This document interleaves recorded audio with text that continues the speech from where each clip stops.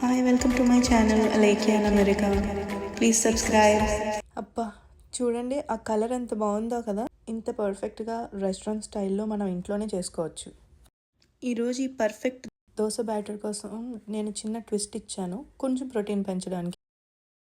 Batter కోసం 1 cup మినపప్పు, 2 cups rice వేసుకోవాలి. అందులో 1/4 కప్ చన్నా దాల్. ఇప్పుడు 2 టేబుల్ స్పూన్స్ మెంతులు, 1 కప్పు పెసళ్ళు. దీన్ని మనం ఒక 6 అవర్స్ నానబెట్టుకోవాలి. అప్పుడు పిండి బాగా వస్తుంది.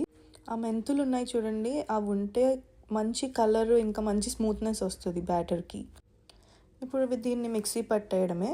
మిక్సీ పట్టినప్పుడు చూసుకుంటూ వాటర్ పోసుకొని మెత్తగా వెన్నలా రుబ్బుకోవాలి. అప్పుడే మనకు పర్ఫెక్ట్ కన్సిస్టెన్సీ వస్తుంది దోశకి.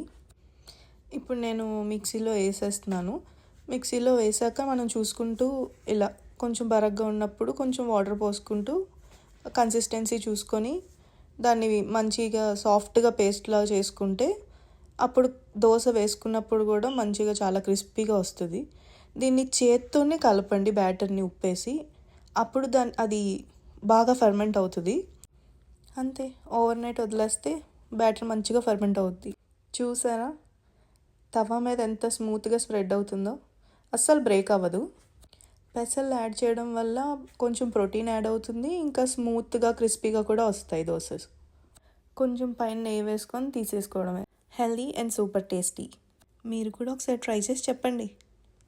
వీడియో నచ్చితే సబ్స్క్రైబ్ చేసి లైక్ చేసి కామెంట్ చేయండి. Thank you.